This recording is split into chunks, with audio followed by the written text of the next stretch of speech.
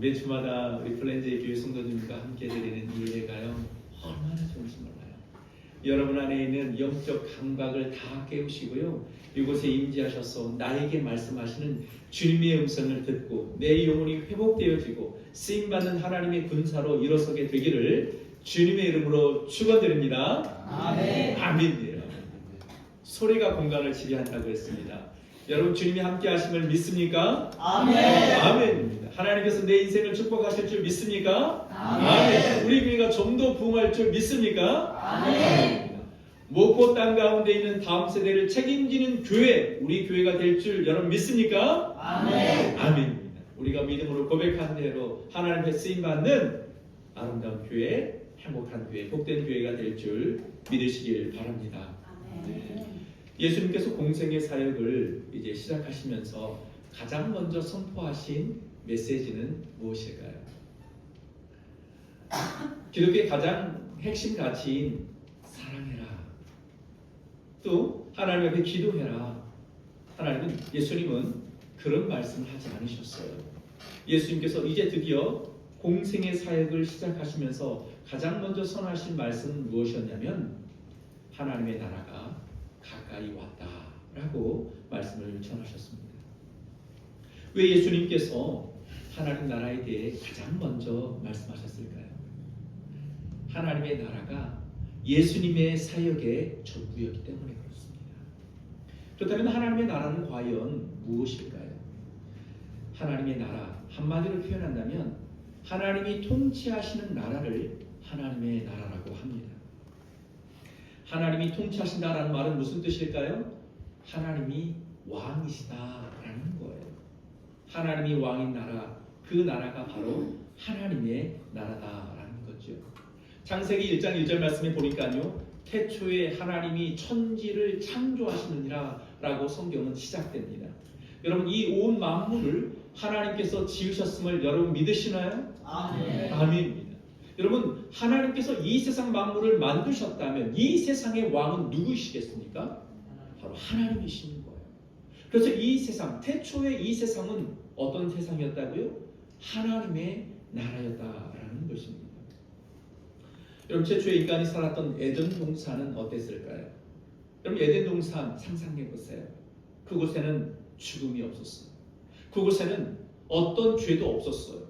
그러다 보니 수치심과 부끄러움과 연약함과 질병과 이런 것들이 전혀 없는 곳, 그곳이 바로 에덴 동산이었습니다. 왜 그랬을까요? 그 에덴 동산 가운데 하나님이 실제로 임재하시고 그 에덴 동산을 하나님께서 통치하셨기 때문에 그곳이 바로 하나님의 나라였기 때문에 그랬다라는 거지요. 그래서 우리는 에덴 동산을 뭐라고 표현하냐면 하나님 나라의 원형이다라고 표현하는 거예요. 이게 바로 하나님 나라의 모습이죠. 참 모습인 것입니다. 그리고 하나님은 인간을 지으시고 그 인간에게, 바로 아담에게 이 하나님 나라를 다스릴 수 있는 통치권을 주셨습니다. 진짜 왕은 하나님이시지만 하나님께서 인간을 하나님 나라를 세워가는 동역자로 그들에게 통치권을 주시는 거죠. 자신의 형상을 닮은 인간을 지으셔서 그 인간들을 통해 하나님의 나라를 대리 통치하게 하신 것입니다. 그런데요, 이 아담이 하나님의 통치권을 받아 에덴 동산을 잘 통치하던 가운데에 어떻게 하죠? 하나님 말씀에 불순종합니다. 이건 뭘 의미하는 걸까요? 하나님의 통치를 거부했다라는 거죠. 그러자 아담은 하나님께로 물려받았던 이 하나님의 통치권을 잃어버리게 되고 에덴 동산에서 쫓겨나게 된 것입니다. 하나님의 나라는 여전히 유효하지만 인간이 더 이상 하나님의 나라를 완성해갈 동반자가 되지 못하는 거죠. 그러나 하나님께서는 이 하나님의 나라를 회복해 가시기 위하여 사람을 부르십니다. 아브라함을 부르시고 이삭을 부르시고 야곱을 부르시고, 그러다가 하나님께서 다시 임재하시기 위하여 모세를 통하여 성막을 짓게 하시고 그 성막 가운데 하나님 임재하십니다. 그러면서 하나님 나라의 회복이 계속해서 이루어지게 된 거지요. 특별히 이스라엘 백성들을 선택하셨습니다. 그 이유는 뭐냐면 이스라엘 백성들을 통하여 하나님의 나라를 확장시켜 가기 위해서였던 거지요. 그래서 수많은 선지자와 수많은 예언자들을 통하여 하나님의 통치를 받으라고, 하나님의 말씀에 순종하여 하나님의 영광을 드러내라고 하나님은 이스라엘 백성들을 선민 삼아 주셨습니다. 그런데 이스라엘 백성들이 하나님의 통치를 거부해요. 자기 마음에 자기 생각에 옳은 대로 살아가게 됩니다. 수많은 예언자들을 통해 수많은 선지자들을 통해 하나님의 나라에 하나님의 통치에 순종해야 될 것을 전했지만 이스라엘 백성들이 하나님 말씀에 순종하지 않게 되는 거죠. 그러자 어떻게 됩니까? 이스라엘 나라가 멸망하게 되고 성전은 파괴되고 말았습니다. 여러분 구약 성경이 쭉 창세기부터 시작해서 말라기까지 설명하고 있는 내용이 뭐예요? 전부 다 하나님 나라에 대한 이야기로 가득합니다. 결국 하나님께서는 이 하나님의 나라가 이루어지지 못하는 그것을 보고 하나님의 나라는 유효하지만 그 하나님의 통치를 받아야 할 백성들이 하나님의 통치를 받게 되지 않고 그렇게 살아가는 모습을 보면서 하나님은 이 하나님의 나라를 회복해야 되겠다라고 결심하죠.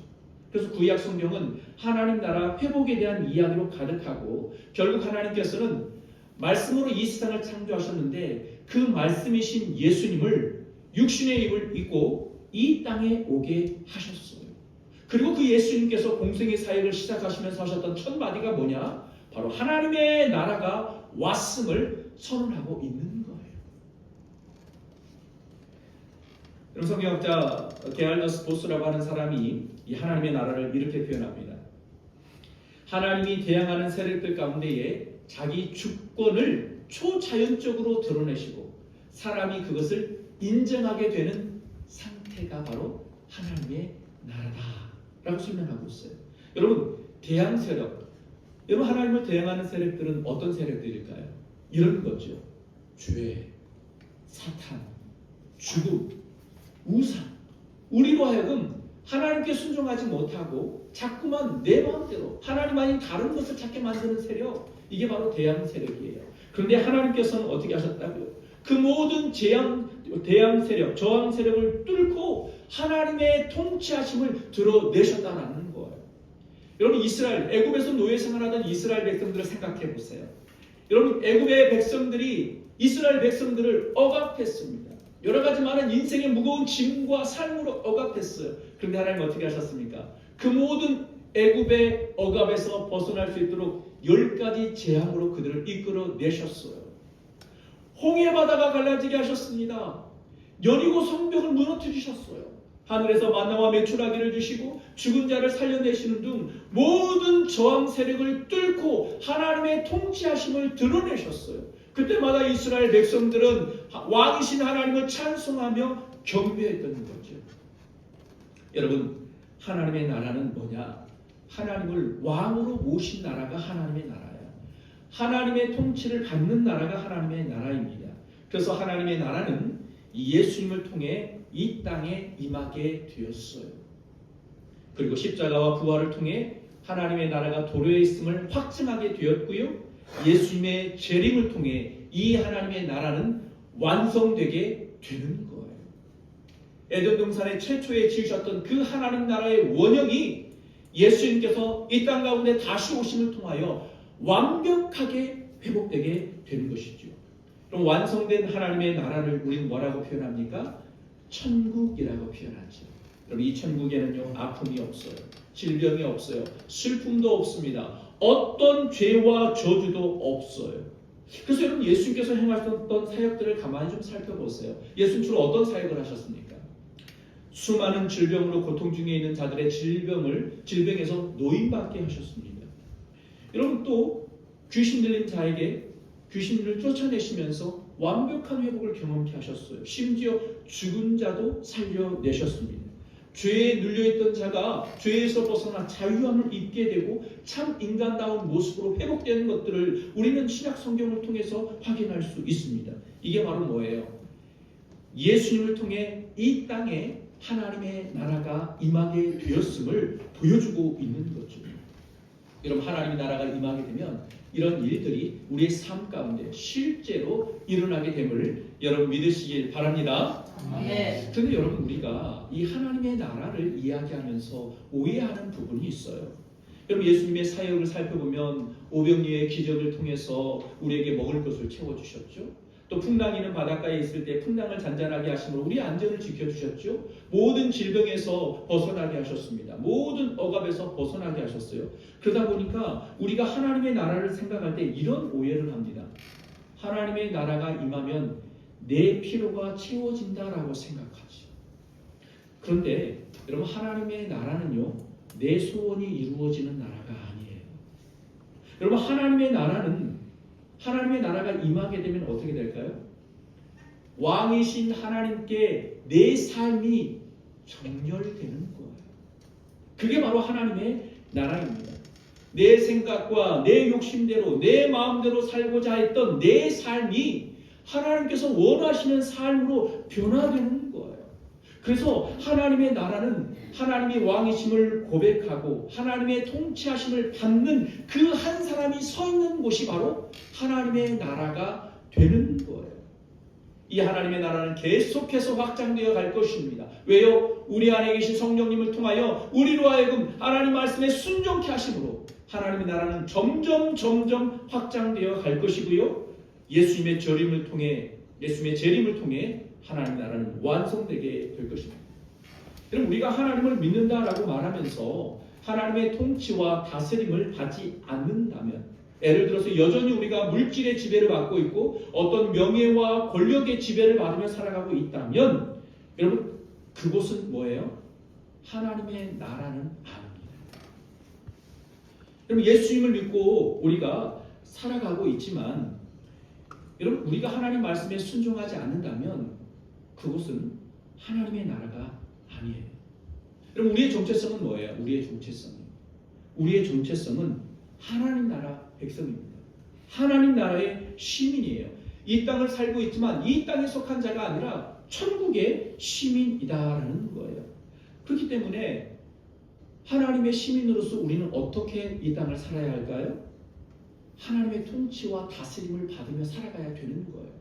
여러분, 우리의 정체성이요, 우리의 본질이요, 우리는 이 땅을 살고 있지만 하나님 나라의 백성이에요. 하나님 나라의 백성이라는 것은 무슨 뜻일까요? 하나님의 통치와 하나님의 다스림을 받아야 된다는 거예요. 내 생각대로 내 욕심대로 살아가야 할 존재가 아니에요. 그건 우리가 착각하고 있는 거예요. 우리의 정체성을 헷갈리고 있는 거예요. 우린 하나님 나라의 백성입니다. 우리는 하나님의 말씀에 순종하며 하나님의 통치를 받으며 살아가야 된다는 거예요. 한번 따라서 합시다. 하나님은 왕이십니다. 나는 하나님의 백성입니다. 나를 통해 하나님의 나라가 확장될 것입니다. 그럼 이것을 믿으셔야 해요. 우리의 정체성을 바로 세워야 합니다. 하나님 나라에 살고 있는 하나님의 백성들은 하나님의 통치와 하나님의 다스림을 받아야 돼요. 그런데요, 자꾸만 헷갈려요. 하나님의 통치가 아닌 내 마음대로, 내 편의대로, 내 욕심대로 살고 싶은 마음들이 올라오게 되고 결국 하나님의 다스림이 아닌 아담처럼 내가 원하는 삶을 살게 되더라는 겁니다. 여러분, 다시 하나님 말씀에, 하나님의 통치에 순종함으로 하나님 나라를 세워가는 저와 여러분 되시기를 주님의 이름으로 축원드립니다. 두 번째로, 하나님의 나라. 여러분, 이 하나님의 나라는 설명할 수 있는 나라가 아니에요. 하나님의 나라는 실제 사건입니다. 이게 중요해요. 하나님의 나라를 설명한다고 해서 이해할 수 있는 나라가 아니에요. 그냥 하나님의 나라는 실제 사건으로 받아들이는 나라예요. 마가복음 1장 우리 15절 말씀을 우리 함께 읽겠습니다. 시작. 이르시되 때가 찼고 하나님의 나라가 가까이 왔으니 회개하고 복음을 믿으라 하시더라. 아멘. 예수님께서 공생의 사역을 시작하시면서 하셨던 첫 번째 말씀인데요, 순서가 있습니다. 하나님의 나라가 가까이 왔죠. 그 다음에 어떻게 하라는 거예요? 회개하라는 거예요. 그 다음에 뭐 하라는 거예요? 복음을 믿으라라는 것입니다. 여러분, 회개란 무엇일까요? 회개는 단순히 하나님 잘못했으니 용서해 주세요라는 어떤 감정적 호소, 감정적 후회, 이게 바로 회개가 아닙니다. 회개는 뭐예요? 내가 왕노릇하며 살아왔던 그 삶의 자리에서 내려와 하나님을 왕으로 모시는 결단을 회개라고 하는 거예요. 여러분, 늘 하루 종일 게임을 합니다. 얼마나 재밌어요. 1시간만 게임해야지라고 생각했다가 게임을 하지만 1시간이 2시간이 되고 2시간이 3시간이 되고 결국 하루 종일 게임을 합니다. 제가 게임에 대한 이야기를 하고 있는데 왜 자꾸 하준이는 것인지 모르겠습니다. 우리 하준이 그렇게 게임하는 사람 아닙니다. 맞죠? 예, 게임을 하게 돼요. 그러다 보면 게임이 재밌다 보니 하루 종일 게임을 해요. 그러다 보면 내가 해야 될 일을 하지 못하는 경우가 발생하게 됩니다. 여러분 이 삶을 하나님께서 기뻐하실까요? 아니에요. 게임하는 동안 하나님은 우리에게 마음을 주셨을 거예요. 아, 멈춰야지 라는 마음을 주시는 거예요. 이 하나님의 통치를 받아들이고 멈춰야 되는데 우리가 그 통치를 거부하고 내 욕심을 따라 게임을 하는 거죠. 여러분 죄를 짓습니다. 분명 죄인 줄 알아요. 그럼에도 불구하고 죄를 짓습니다. 왜 죄를 지을까요? 이것이 죄인 줄 알지만 그럼에도 불구하고 멈추지 않고 죄를 짓는 그 이유는 뭐냐면 내 마음 가운데 죄가 주는 달콤함이 너무 좋은 거예요. 그래서 그 죄를 끊어내지 못하고 계속해서 반복해서 죄를 짓는 겁니다. 회개란 무엇입니까? 이 죄악된 자리요. 내 마음대로 살고 싶은 그 자리를 털고 일어나 하나님께 방향을 돌리는 행위예요. 행위. 이게 바로 회개입니다. 그래서 회개가 하나님 나라로 들어가는 첫 관문이다라고 말할 수 있는 거지요. 물론 쉽지는 않습니다. 그러나 여러분 이 사실을 기억하시길 바랍니다. 예수님께서 십자가 위에서 우리의 모든 죄악을 친히 담당하셨습니다. 그래서 우리는 더 이상 죄의 지배를 당하지 않을 권세가 주어졌음을 여러분 믿으시길 바랍니다. 죄가 우리를 유혹해요. 그런데 우리는 죄의 지배를 당하지 않을 권세가 있어요. 그래서 선포하는 거예요. 죄야 떠나가라. 그리고 하나님의 통치 안으로 다시 들어올 수 있는 권세가 우리 가운데 주어져 있음을 믿으세요. 이 말은 하나님의 나라가 이미 내 삶 가운데 펼쳐졌다라는 거예요. 죄에 지배당하지 않고 내 마음대로 살고 싶은 그 생각을 내려놓고 하나님의 통치와 다스림 속으로 들어갈 수 있는 그 권세가 우리 가운데 주어져 있다라는 거예요. 여러분 하나님의 나라는 어떤 추상적인 철학이나 이론이 아니에요. 실제입니다. 그래서 우리가 하나님의 그 통치 속으로 들어가기만 하면 되는 거예요. 이게 중요한 거예요. 계속해서 설명합니다. 예수님은 회개 이후에 복음을 믿으라라고 말씀하십니다. 복음을 믿으라. 여러분 이 말은 무슨 뜻이냐면 예수님의 사역을 좀 살펴보면 예수님의 사역은 치유와 기적의 사건들이 참 많아요. 각종 병자를 고치시고 귀신을 쫓아내시고 이런 기적들이 많아요. 여러분 이게 무엇을 의미하는 걸까요? 우리 마태복음 12장 28절 말씀입니다. 함께 읽겠습니다. 시작. 내가 하나님의 성령을 힘입어 귀신을 쫓아내는 것이면 하나님의 나라가 이미 너희에게 임하였느니라. 아멘. 이미 하나님의 나라가 우리 삶 가운데에 시작되었다라는 거지요. 예수님께서 오심을 통하여 이미 그 전에도 하나님의 나라는 이미 있었어요. 그런데 예수님으로 말미암아 하나님의 나라가 우리 가운데 임하게 되었어요. 하나님의 나라가 임하니 죄의 권세는 무너졌어요. 사탄의 지배가 흔들리고 죽음의 공포가 약해졌어요. 그래서 예수님 믿는 사람들을 보면 죽음을 그렇게 두려워하지 않습니다. 하나님의 통치와 다스림을 받고 있다는 증거인 것이죠. 그래서 이 하나님의 나라라고 하는 것은 어떤 말로 설명되는 나라가 아니라 실제 사건임을 받아들이는 거예요. 그래서 예수님이 통치하시면 우리의 삶은 변화될 수밖에 없어요. 그래서 하나님의 나라가 뭐냐? 하나님이 통치하시는 나라다라는 것입니다. 대표적인 하나님 나라의 사건이 있죠. 그게 뭔가요? 성육신의 사건입니다. 말씀이신 그 예수님이 이 땅 가운데 오셨어요. 여러분 이 사실을 믿으신가요? 이게 사실이라는 거예요. 이건 뭐냐? 하나님의 나라가 예수님으로 말미암아 임하게 되었다라는 거죠. 예수님께서 십자가에 달려 돌아가셨어요. 친히 우리의 모든 죄악을 담당하시어 제물이 되신 사건입니다. 이 사건으로 말미암아 죄는 우리를 지배할 수 없습니다. 믿으시나요? 아멘.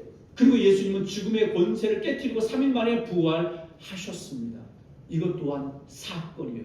우리도 주님처럼 부활하게 될 것입니다. 그리고 예수님은 하늘로 승천하셔서 진짜 이 세상의 왕이심을 드러내셨어요. 그리고 성령님을 보내주셔서 우리로 하여금 성령님을 통하여 하나님 나라에 동참할 수 있도록 하셨습니다. 여러분 이게 바로 실제 사건이다라는 거예요. 초대교회 수많은 성도들, 성령 받은 이 초대교회 수많은 성도들을 통하여 하나님의 나라가 기하급수적으로 퍼져나가고 확장되었던 것들을 우리 성경을 통해 확인했습니다. 이제는 우리입니다. 성령 받은 우리가 내가 서 있는 그 삶의 자리에서 하나님 말씀에 순종하고 하나님의 통치와 다스림을 받음을 통하여 하나님의 나라는 확장되게 되어 있는 거예요. 이 복음을 믿고 받아들이는 거예요. 하나님의 나라가 실제 사건이기 때문에요. 그래서 우리가 이 하나님의 통치와 다스림을 받음을 통해 하나님의 나라를 세워가야 된다는 것입니다. 기억하시기 바랍니다. 한번 따라서 합시다. 하나님의 나라는 실제 사건이다. 지금도 하나님의 나라는 이루어져가고 있는 거죠. 그래서 우리의 사명은 무엇인가요? 하나님의 나라를 세워가는 거예요. 나의 영광과 나의 부귀와 나의 명예를 위해 살아가는 사람들이 아니라 그 하나님의 나라에 동참하여 하나님의 통치하심을 드러내는 삶, 이게 바로 하나님 나라의 백성의 정체성임을 기억하시고요, 하나님 나라의 시민답게 이 땅을 살아가시길 바랍니다. 마지막 세 번째로요, 하나님의 나라는 이미 임했지만 그 나라는 아직 완성된 나라가 아니라는 것을 우리는 기억해야 합니다. 골로새서 1장 우리 13절 말씀을 함께 읽겠습니다. 시작. 그가 우리를 흑암의 본세에서 건져내사 그의 사랑의 아들의 나라로 옮기셨으니 아멘. 여러분 예수님을 구세주로 믿고 받아들인 이 사람들은 이미 하나님의 나라로 옮겨졌음을 믿으시길 바랍니다. 나의 삶이 특별히 탁월하지 못했어도 여러분 성경이 약속하고 있어요. 예수 그리스도 그분 때문에 우리는 하나님의 나라로 옮겨진 사람들이에요. 지금 우리가 주일임에도 불구하고 세상 가운데 방황하지 않고 이 주의 성전 앞에 나와 예배하고 있다는 이 사실 자체가 바로 하나님의 백성임을 보여주고 있는 사건이다라는 거예요. 그런데 여러분, 내가 하나님의 백성이고 하나님의 나라에 살아가고 있는 사람임에도 불구하고 여전히 죄의 유혹 앞에 넘어질 때가 있습니다. 여전히 여러 가지 많은 고난 앞에 고난을 당하기도 하죠. 질병으로 인해 아픔을 경험하기도 합니다. 여러분 왜 내가 하나님 나라의 백성인데 이와 같은 고통과 어려움을 직면하며 살아가야 되는 걸까요? 하나님의 나라가 이미 나에게 왔어요. 예수님으로 말미암아 하나님의 나라가 이미 내 인생 가운데 찾아왔어요. 그런데 그 나라는 완성된 나라가 아니거든요. 그래서 여전히 죄의 그 흔적들이 우리 삶 가운데 찾아오는 거예요. 여전히 그 죄의 유혹들이 우리를 괴롭히는 것이죠. 그래서 우리는 아직 하나님 나라의 백성으로서 이 땅을 살아가지만 예수 그리스도께서 다시 오시기 전까지 하나님 나라의 백성에 합당한 모습으로 빚어져 가고 있는 상황 가운데 있는 존재다라는 거예요. 아직 완성되지 않았어요. 그러다 보니 여전히 죄와 죽음의 흔적, 죄의 유혹 가운데 살아가고 있는 거죠. 쉽게 설명하면 이런 겁니다. 여러분 이스라엘과 팔레스타인이 전쟁을 치렀죠. 이스라엘이 승리했습니다. 그럼 이스라엘이 승리했으니까 전쟁은 끝났죠? 그렇다고 해서 전쟁이 팔레스타인은 가만히 있나요? 아니잖아요. 그 잔당 세력들이 남아서 여전히 싸움을 하고 있잖아요. 마찬가지입니다. 하나님께서 통치하신 하나님의 나라와 사단이 통치하는 이 사단의 나라가 전쟁을 치르고 있어요. 이미 예수 그리스도께서 십자가를 짊어지심으로 인해서 이 전쟁은 끝이 났어요. 사단은 예수님께서 재림하실 때 저 영원한 불구덩이로 들어갈 수밖에 없어요. 전쟁은 끝이 났습니다. 그런데 여전히 그 사탄의 잔당 세력들이 남아서 우리로 하여금 자꾸만 함께 저 지옥으로 가자고 우리를 유혹하고 있는 거예요. 이해가 되십니까? 네. 이렇게 이해하면 될 것 같아요. 예수님이 다시 오셔야 하나님의 나라는 완성됩니다. 이미 주어졌지만 아직 오지 않은 나라, 그 하나님의 나라를 살고 있다 보니 우리 삶 가운데 그런 어려움과 위기가 찾아오고 있는 거죠. 그래서 우리는 뭘 해야 될까요? 영적 싸움을 감당해야 되는 거예요. 매일같이 하나님의 통치와 다스림을 받기 위해 매일같이 이 영적 싸움을 감당해야 됩니다. 여러분 이 영적 싸움을 혼자 감당하기는 쉽지 않습니다.